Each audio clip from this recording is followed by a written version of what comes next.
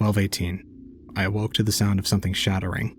It was only our first night aboard the S.S Vorpal, and already something was happening in the darkness. Whether it was a murder or just some turbulence from the rough seas beneath us, there was no way to know. Frankly, I didn't care to find out. Nevertheless, I observed my surroundings. It was hard to make out anything in the dark room, but just enough moonlight poured through the narrow porthole window for me to make out Ji-yeong's bed. It was empty. I'm sure that would be disconcerting to most people. Losing sight of someone in a killing game is certainly a terrifying prospect. Anyone could be the next victim, or just as likely the next killer. I didn't fear either possibility. There was no need. I'd find out when I woke up if he was a victim, and I wouldn't wake up at all if I was. I turned away from the light, intent on returning to sleep. 12:20. Just as I had gotten comfortable, another shattering sound occurred. One was easy enough to dismiss, but two was just too interesting to leave uninvestigated. I dragged myself out of bed and made my way toward the source of the noise. I traced the sound back to the kitchen. There was no sign of the missing ji-yeong. Instead, I discovered the strangest thing, talking penguin included, I had seen yet in the killing game. Harold Scott stood there, clutching his blood-soaked hand, sweating and barely conscious, leaning against the counter for support. Beside him, Hanamaki Hanagata, attempting to dress the wound with paper towels. You would expect her to be the normal part of this scene, given her very proper demeanor. However, in this case, she was an oddity. For whatever reason, she was pantsless. Masayuki, why are you here? Mr. Daiju, I promise you this isn't what it looks like. I don't even know what this looks like. There's a very good explanation. You must believe me. Why are you bleeding? He broke a glass. Why did he break a glass?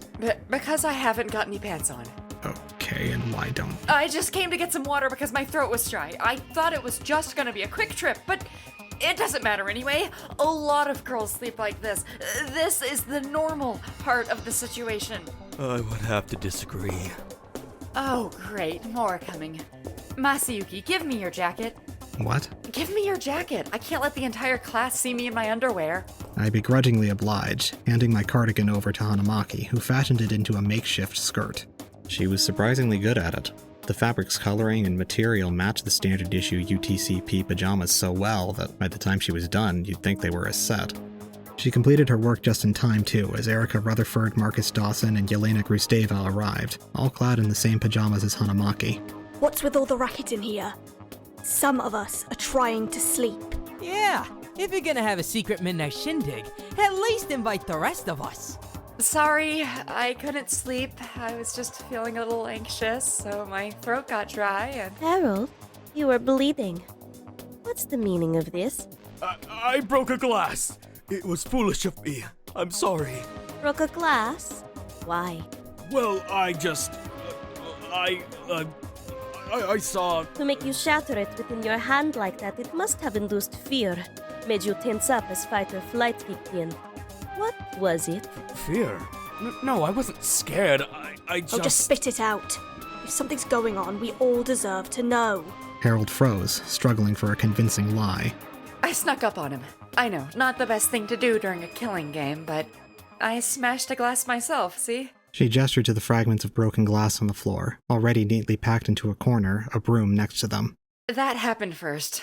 I've just been a bit anxious, since it's our first night here and all, so I slipped up and dropped it. After that, I went to get a broom, meanwhile Harold here came to get a drink, too.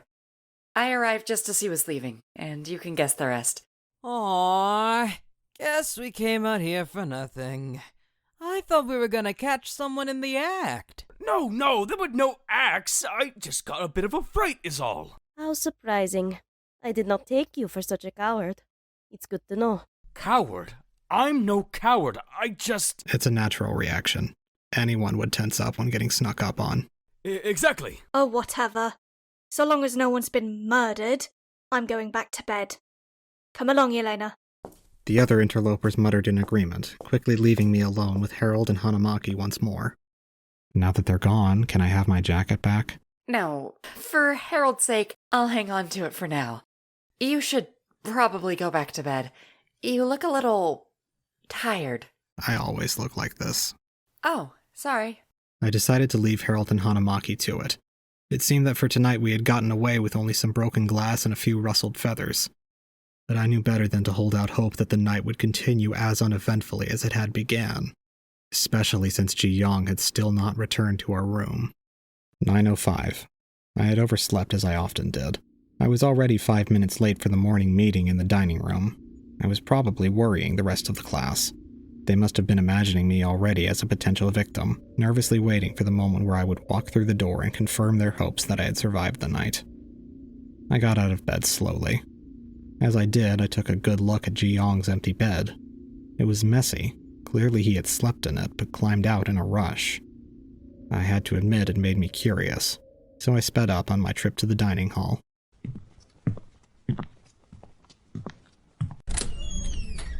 Most of us had already gathered, everyone helping themselves to the food that had been prepared in the kitchen. There was a real sense of community developing, groups having formed, roommates eating with each other, fast friends becoming yet friendlier. You'd almost forget we were in a killing game at the sight of it. Of course, Hanamaki was still on her feet, chaperoning everyone around her. Ah, Masayuki, you're finally here. Did you expect anything else? Truth be told, I was worried you wouldn't show up. I was considering it. I know, I'm a good judge of character. Here's your jacket, by the way. She pulled my cardigan from under her blazer. She had folded it so neatly it was almost two-dimensional. Thanks. Oh, don't mention it. Please, just don't say anything about what happened last night to anyone. I don't like saying it, but I do kind of have an image now, and something so embarrassing. Sure. As I left Hanamaki, I found that across the room, Kokoro Uehara was waving to me. She sat at a table with a few others, her roommate Mamiko Rain for one, Jiang Xiao Xu, who had helped her the day prior, and to my surprise, Ji-yeong Park. Where were you last night? Why? Were you worried about me? No, I'm just curious. I slept on the couch in the rec room. Why? You talk in your sleep. Really loudly, too. I just couldn't rest listening to it. He does? What'd he say? Oh, it was creepy. It wasn't in English or Japanese. It was like some weird demon tongue. It was super freaky. Oh, gross. No offense, Masayuki. None taken. Oh, demonic possession, huh? It may sound crazy, but there are many historical mentions of it even within verifiable works. It was probably just Latin. I'm fluent in it. Really? That's a thing you can be. Why don't you sit down and tell us all about it? We saved you a seat. Not this one, though. The one next to me is for Koji-kun. That's very kind of you, but But what? Come on, just sit down.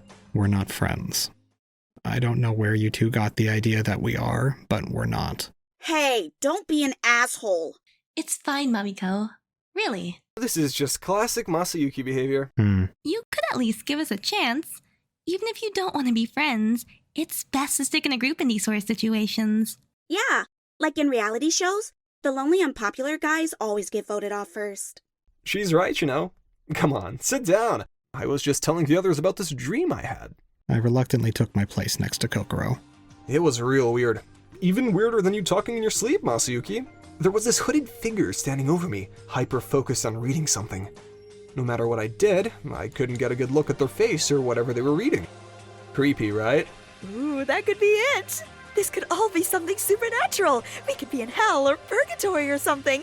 It'd explain a lot. The evil talking penguin, the mysterious figure you saw, even that weird noise last night.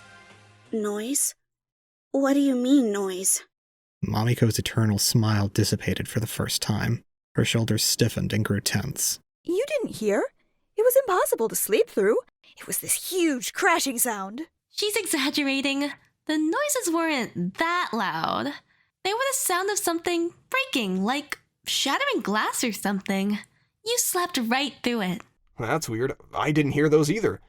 Did you check it out? I mean, shattering glass is a little concerning. It wasn't anything suspicious. I can explain.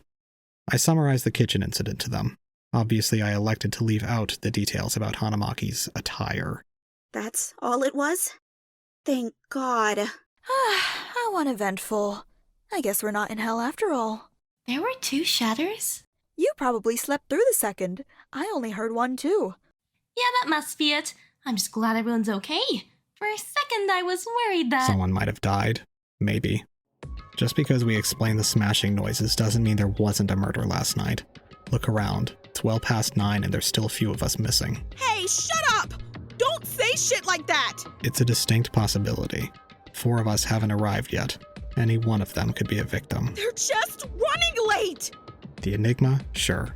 Marcus? I can buy it. But Jim? He doesn't strike me as the type to miss something like this. Not to mention Kojiro. Didn't he promise to... Mamiko slapped me. I saw her eyes open for the first time. They were a bright, intense blue, staring into my very soul. Clearly they didn't like what they saw. Ji-yeong, Coco-chan, you two can hang out with him if you wanna, but I don't want anything to do with that fucking creep. She stormed off away from the table, just a blur to me as she left. Her strength was impressive. She had hit me so hard my eyes lost focus. Mamiko, what the hell? It's fine. I understand her reaction. You didn't even say anything that bad. By your standards, at least. No, it's fair. She has every right to hate me if she wants. It'd be better for everyone if she didn't, though. Hate makes people distrustful, and that's not good for anyone in a killing game, right? Maybe you should apologize. Yeah, and even if it's true, it's really not cool to go around freaking people out like that in the first place, Masayuki. I'm not apologizing. If one of them really does turn up dead, it won't be as much of a shock to her. If she accepts the despair of that possibility now, it'll lessen the pain of it coming true later. But if it doesn't come true, you've just caused her despair for no reason. A small price to pay. Kokoro and ji-yeong were clearly still disturbed by me, yet they didn't elect to leave my side. We watched as the others arrived one by one. Marcus came in from the kitchen, somehow managing to cheat even his entrance. Then came the Enigma. Their arrival was a bizarre sight. Their build had changed entirely from the previous day. They had grown overnight, once loose clothes now tightly stretched over a well-toned, muscular body. Sorry for being late. Had to get some extra reps in. You know how it is. They flexed their arms. Sure enough, there seemed to be real muscle under there. The mystery of the ultimate Enigma grew ever more complicated. There was another mystery at hand, though, one far simpler and far more pressing. Who would arrive next? Jim or Kojiro? They were roommates, so we couldn't confirm either's whereabouts the night before. If someone was dead, it'd be one of them. Across the room I noticed Mamiko pacing, her long blue fingernails tipped with red from scratching nervously at her skin. I'm gonna go look for Koji-kun. It's weird for him to be this late. Don't wait up for me. Go ahead and start the morning meeting. That's no good. The whole point of these meetings is to confirm that we're all alive. Well, of course we're all gonna be alive. He's probably just getting his beauty sleep and needs waking up. Let me... She reached for the door, only to find it already open before her. Jim stood morosely in the doorway, hat hanging low over his face. Jim, have you seen... I can't find him. He was missing from our room this morning. I've been looking, but... What? Maybe he's just in the bathroom? I checked. Only place I haven't looked is up on deck. Her eyes went wide, bright blue irises eclipsed by the black of her pupils, which had dilated with fear. After a quiet moment, she rushed wordlessly past him, bolting down the hall immediately. How about we all go with her? Just in case. No one dared to exhale, let alone speak, each of us holding our breath as we prepared for the worst. We all marched behind her as she led us like a canary in a coal mine. We stuck close to one another, treading the line between hope and despair like a tightrope. Her scream broke any order we had.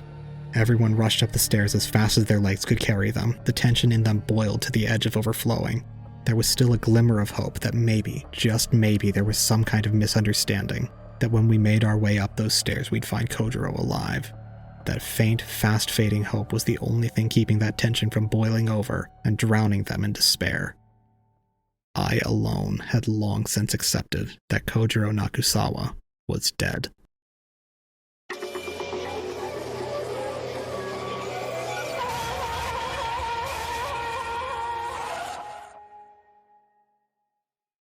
There were flowers on the floor of the greenhouse, all around the base of a large oak tree. Beautiful white roses that had been lashed with lines of red by the blood that had dripped down onto them from above. Above, where Kojiro was. He was hanging from a low branch, rope tight around his neck, scratching at his newly dead flesh.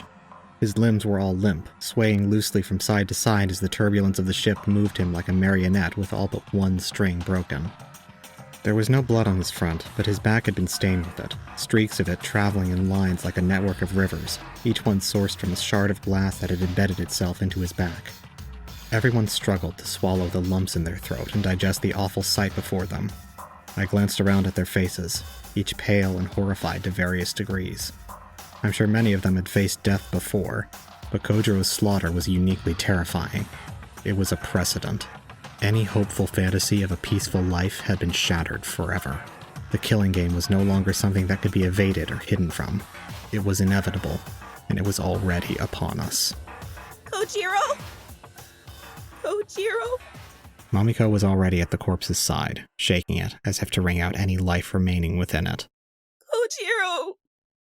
No, come on. Kojiro! Save for Mamiko's sobbing, it was quiet. In a strange way, peaceful. At least compared to the cacophony that came next. First was the drop. Harold fell limp, his legs swept by an invisible force, sending him tumbling down like a felled tree. Harold? Oh, God, I forgot he wasn't good with blood. Hanamaki broke the silence. Hearing another voice seemed to snap everyone out of their trances. All the thoughts in their heads began to pour out in words. Who cares about him? There's a dead body right in front of us! Kojiro? Seriously? Already? No, it can't be! Is he really dead? Of course he's dead. Look at him. You don't hang out of trees like that for fun. Oh God! What the fuck? What the fuck is right? One of you sick bastards actually killed him! We Shouldn't start suspecting each other? I'm sorry, Missy, but we lost that privilege the minute he got killed. Perhaps we shouldn't let Mamiko touch the body. She could be contaminating the crime scene. I can't believe it. The first night. One of you really couldn't help yourselves for one bloody night. You know, it could be a suicide. Maybe no one is guilty. Yeah, maybe. Then again, faking a suicide is a classic cover-up. He wouldn't kill himself. He had a promising career, hundreds of fans. There's no way he... Wouldn't he? You only met him yesterday. Masayuki, you're not helping. The crime scene. Anyone?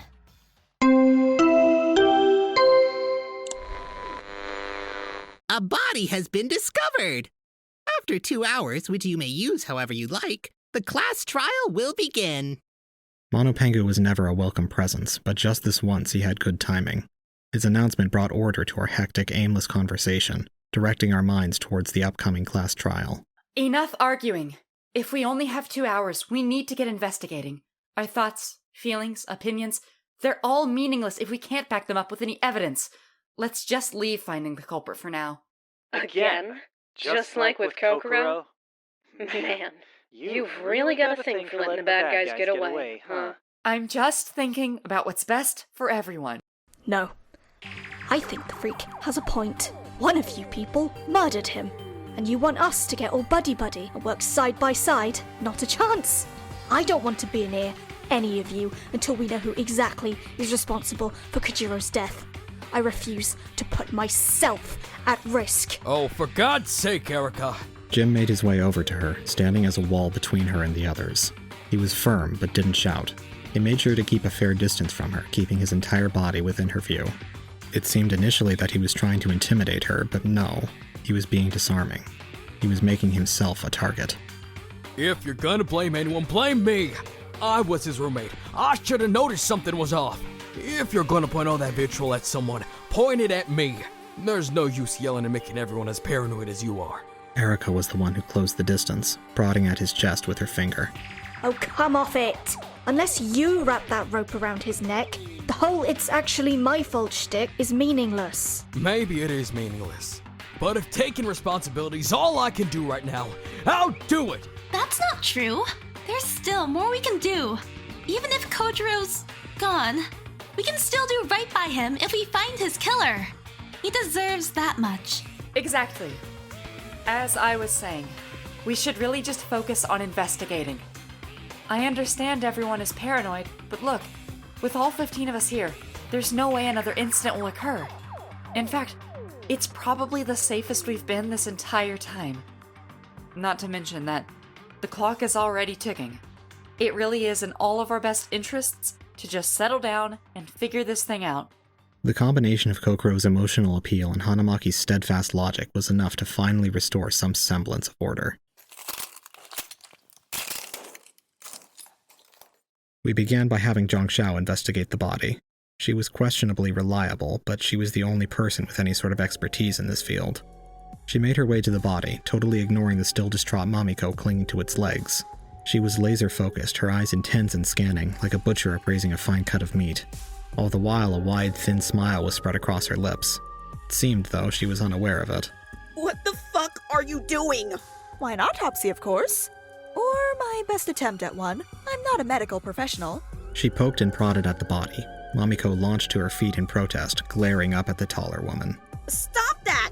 Don't touch him! How else am I going to do the autopsy? You're treating him like a piece of meat! In essence, that's what he is now. Mamiko grabbed her by the collar. For the first time, Jiang Xiao's smile faded away. Her reaction was odd. There was no fear or upset. Just mild confusion, like she was looking at a particularly difficult math problem. He was my friend! Don't talk about him like that! Mamiko, stop! Ji-yeong rushed over, putting a gentle hand on Mamiko's shoulder. Fresh tears welled in her eyes, soon tracing the well-carved paths of her previous outburst. If you want to get justice for Kojiro, you have to let her do this.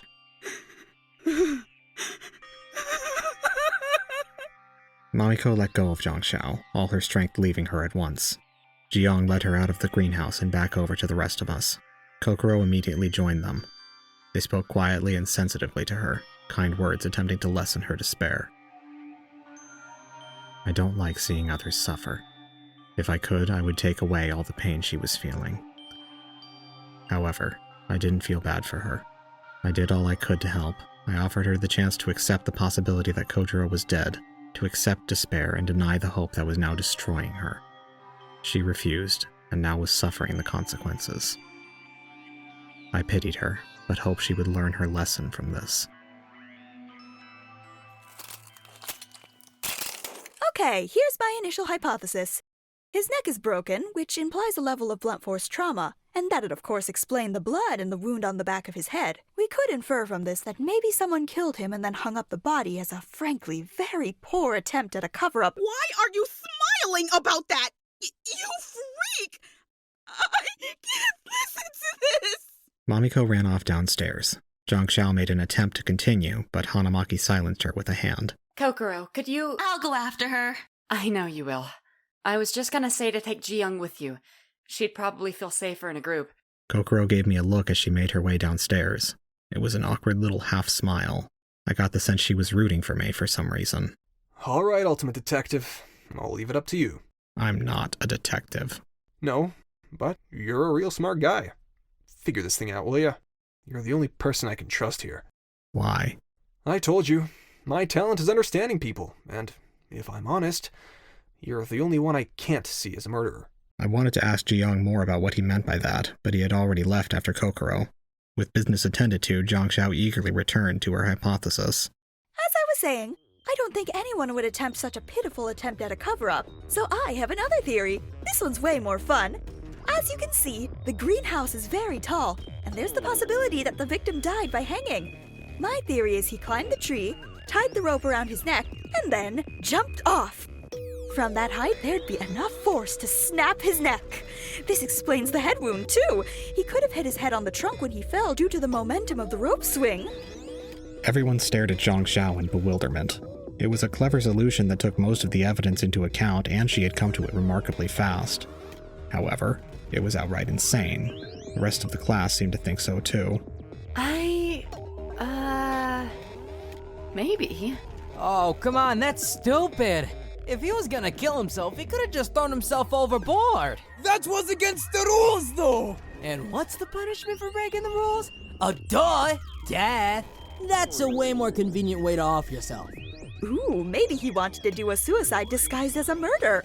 There have been cases before where... Unlikely. What would even be his motive there? The only reason you'd want to do that is to kill everyone left alive. Maybe that's it. A massive-scale mercy killing. I don't think he'd go for that. I spent one day with him, but he seemed a little... egocentric. I was gonna say it nicer, but Jiang Xiao continued to posit ludicrous theories, each of which got shot down in turn by another simple piece of logic. Her mind was uniquely twisted. She was clearly very intelligent, everything she said was grounded in reality, but she tended to go 1 or 2 steps too far past a reasonable conclusion. There was nothing to be gained by listening to her. I turned my attention to the shattered glass, which Erica was already investigating. Yeah! Oh, for God's sake, stop it! What is with you people and sneaking up on me? I wondered how she didn't see a 6'3" man walking up very slowly next to her, but that was beside the point. I took a closer look at the shattered glass. It was all on the inside of the room, sprinkled amongst the grass, clearly smashed from outside. It seems like they pushed him through the wall into the greenhouse. It'd explain all the shards in his back. Reasonable deduction, but it doesn't quite track. If he fell backwards onto the soft grass, why is there a wound on the back of his head? I don't know. I'm not a detective. Maybe they clubbed him over the head later for good luck. I inspected the shattered wall closer. Along the base where the break had happened, there were a few dozen scraps of blood-stained fabric, the same color as the UTCP pajamas. I took note of them. Hey, Masayuki, come here a sec. Hanamaki stood at the entrance to the greenhouse, hovering over the same panel Kojiro had shown me the day before. This door was locked, right? Why are you asking me? You checked the greenhouse out yesterday, didn't you? Are you implying something? No, I'm just asking a question. Kojiro was investigating the greenhouse. When I spoke to him, he told me it was locked. Right, that must be why the killer broke in. Logically. I think we should figure out how to open the door then, just to confirm entering otherwise was impossible. I followed behind Hanamaki. She quickly discovered the screen with the pixelated Sonny. She made a few attempts to use it, but to no avail. Maybe we need Sonny. Could you go fetch him? I was starting to think Hanamaki considered me some kind of errand boy. Regardless, I was curious about the door myself, so I agreed. I scanned the group. Most people shuffled around the greenhouse, retracing steps, poking and prodding for potential evidence. A few were missing, but only one person present was still. Jackie Taylor. She stood outside the greenhouse, staring in through the broken glass as if the wall was still there, impeding her. Have you seen Sonny? Oh, yeah. He went off to help Harold. He was the only one who could lift him up. I see. You've been staring at the body for a while. Have you discovered anything? No. No theories at all? He's dead. Yes? Her demeanor was odd. Although I hadn't known her for long, it was strange to see her so subdued. It wasn't an unusual reaction to death, but unexpected of her. You wanted Sonny, right? Yes. I'll go get him for you. She left without a word, shortly after returning with Sonny.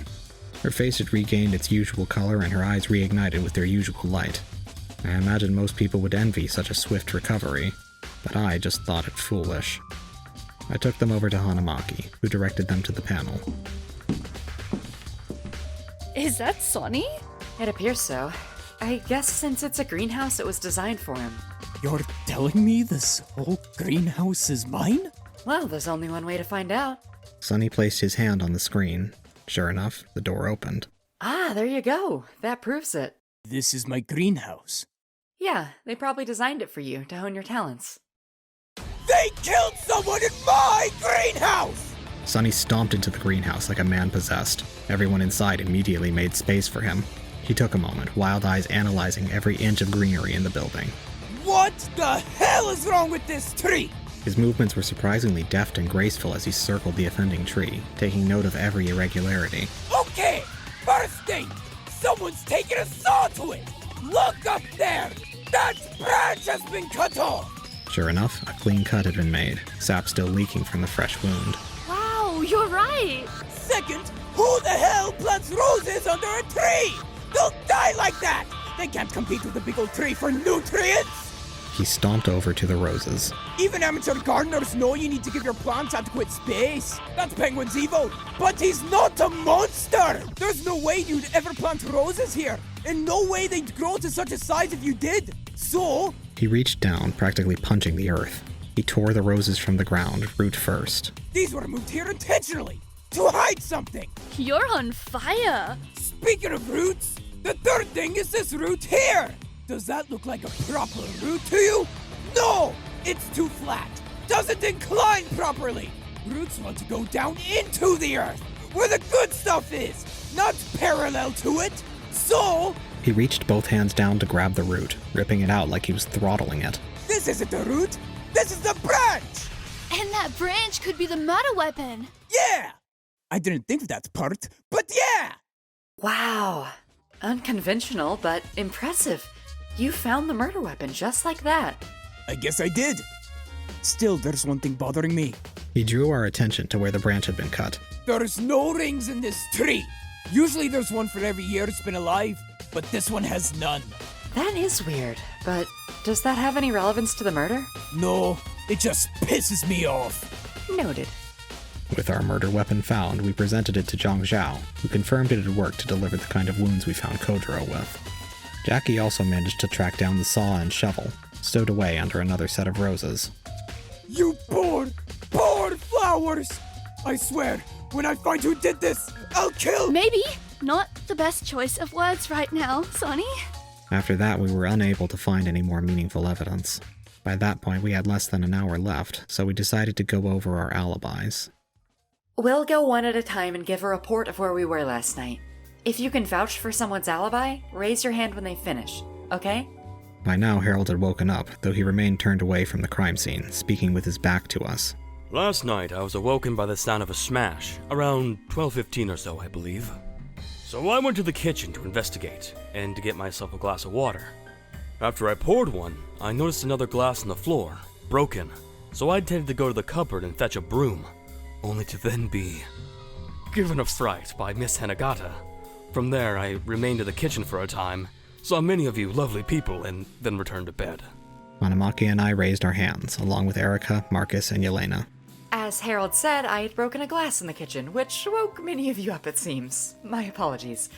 I went to go fetch a broom, and I returned around 2 minutes later, where I found Harold. After that, Masayuki showed up, and then Marcus, Yelena, and Erica. After that, I put the broom away and went straight to bed. Everyone mentioned in the story raised their hand to vouch. Basically everything they said. I woke up at 12:18 precisely, left my room at 12:20 when I heard the second smash, then the rest of it played out. Yelena and Erica explained they were woken up by the 12:18 smash. Marcus, the same as me, though he came to investigate later. We all, of course, vouched for one another. I only heard the one smash. I fell asleep just after. You didn't stay up or think to investigate? Nope. I went straight back to sleep. I can vouch for Jackie, too. She was delightfully unconscious when I woke up. I don't know if I like the term delightfully unconscious, but that's right. I slept through all of that. I also slept just fine. After my nightly prayers, I heard one of them smashes, but got to bed quite easily after. Couldn't tell you what time, though. I couldn't either. I was out cold before Drew was. That he was. Though out cold is generous, given all the damn snoring. I don't snore! Yes, you do, you ingrate. I was stuck listening to it. If my words to the good Lord didn't kindly guide me to rest, I would have been up all night. Well, I'm lucky I was able to get to bed without your praying. Okay, maybe we can look into changing some of the sleeping arrangements in the future. For now, how about you, Jim? Well, I wanted to hit the hay early. Get up before everyone else. Make sure everything's okay, you know? I heard Kojiro get up. But at that point, I was already so tired. If I had just thought to ask, or follow him, or stayed awake a little longer. Oh, come off it. You want to take responsibility, don't you? No use having a breakdown. You're a sheriff. Aren't you supposed to make it up to him by catching the killer? Yeah, you're right. What about you then, question mark? Where were you? Oh, you know, around. I didn't see anything of you last night. You were back in our room by morning, but you left around 11 and just disappeared. Damn, that's crazy. Who knows what happened there? You know exactly what happened there. And you don't. Life's a bitch, You little... Drew, they're just being obtuse. It's pointless to ask any further. Am I right? That's right. Obtuse is my middle name. Question mark, obtuse, question mark, question mark. Okay, that just leaves Mamiko and the others. Masayuki, could you go confirm their alibis for us? Me again? Am I your lapdog or something now? I would do it, but Mamiko's grieving. I'll be honest with you, I don't have the heart to ask her about something like that. It just feels cruel. And you think I'll have no such qualms? You really are a good judge of character. While you're doing that, I'll take another look at the body. It'd be good to get it down from there and get a real good look at the back. The Enigma and I will have a little chat. I'm sure there's plenty more they want to tell us about their whereabouts last night. Ooh, intimidating. But isn't every conversation with a pipsqueak like you a little chat? Very funny. Now tell me, why do you feel the need to deflect with humor? It seemed everyone had their own plans to make the most of the remaining investigation time. I set off alone to catch up with Mamiko and the others.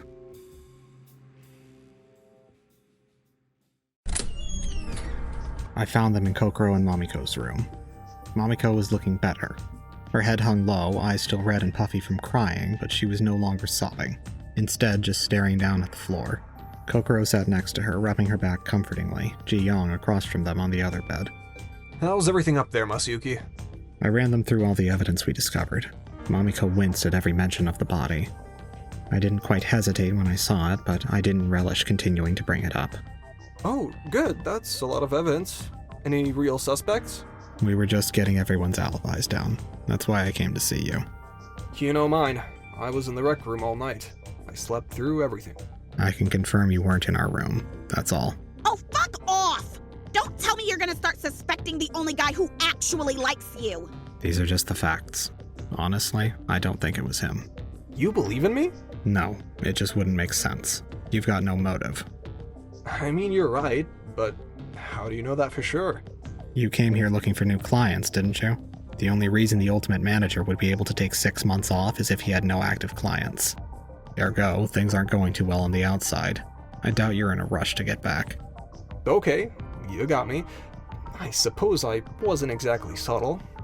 I feel the same way about you, Ultimate X Ultimate.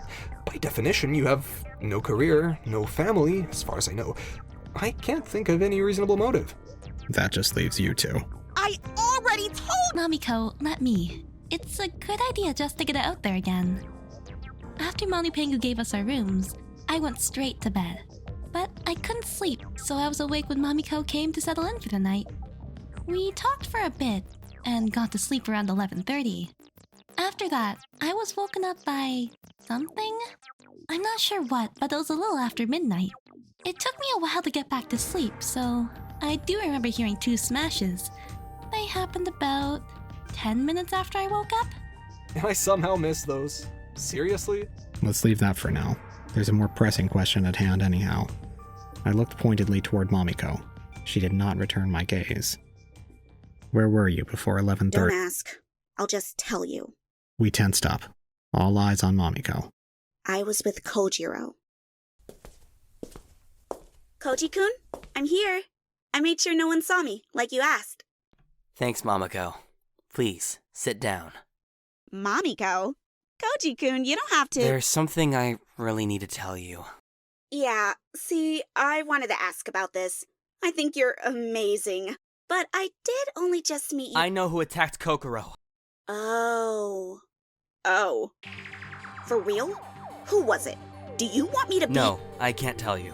It's for the best I don't. Why? If someone that dangerous is around, we should— I have a plan. I'm gonna call them out. I won't do anything, but I'll make sure they know that I'm watching, and that I won't let them get away with anything in the future.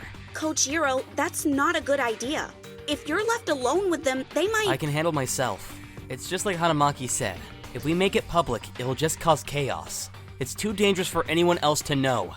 I have to do this alone. Then why are you telling me about this? I can't have this be traced back to me. If they figure out that I know, I'll be forced somehow to reveal the culprit's identity. I can't have that. This is my burden to bear. But I need your help. I'm really not sure about this, Kojiro. Mamiko, please. You believe in me, right?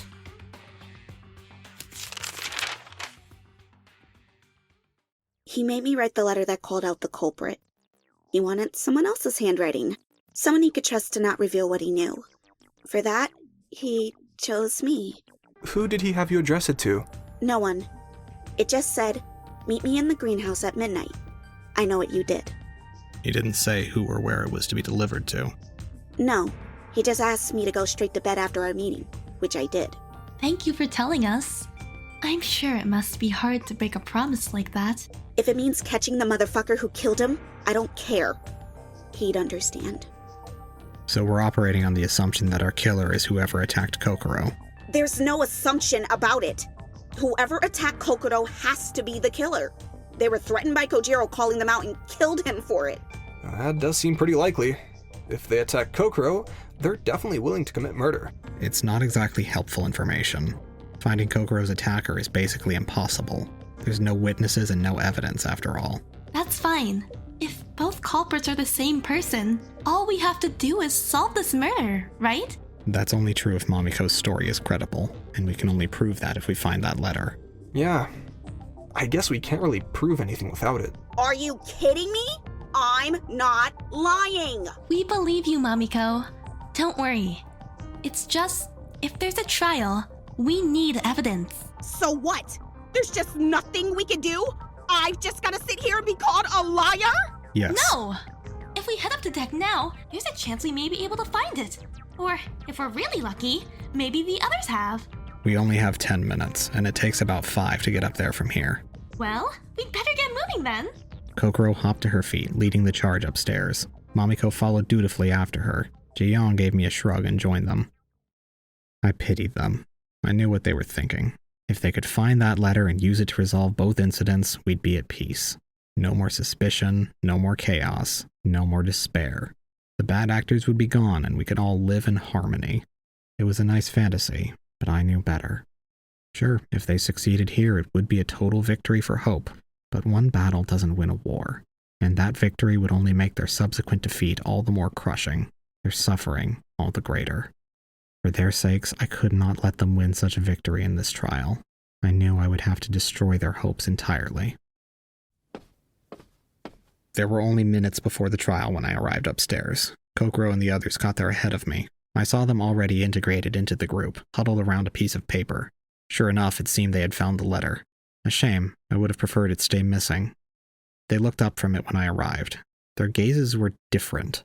Something had crept into them. A suggestion of despair. I was intrigued. I hardly noticed the rest of the class's eyes on me, even as I felt their stares on my back. You! I saw Mamiko approach me, an ungodly rage within her. It took Jackie and Yelena to hold her back. I would have been impressed, but I did not care in that moment. I approached Ji-yeong and Kokoro, wanting to interrogate the notion of despair I had identified further. What is it? Is that the letter? It is. It was in Kojiro's pocket. What does it say? It says exactly what Mamiko told us it would. She showed me the paper. Sure enough, it was everything they could want it to be. So why were they looking at me with such despair in their eyes? What could possibly have caused such a change in the two?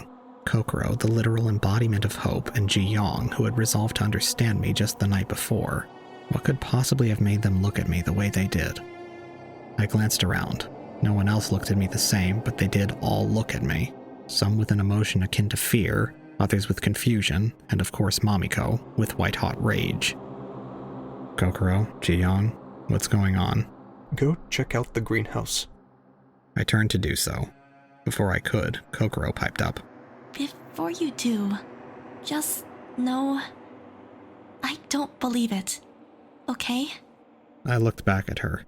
That twinkle of despair in her eye had disappeared. How irritating. I made my way to the greenhouse, still under the watchful eye of everyone there.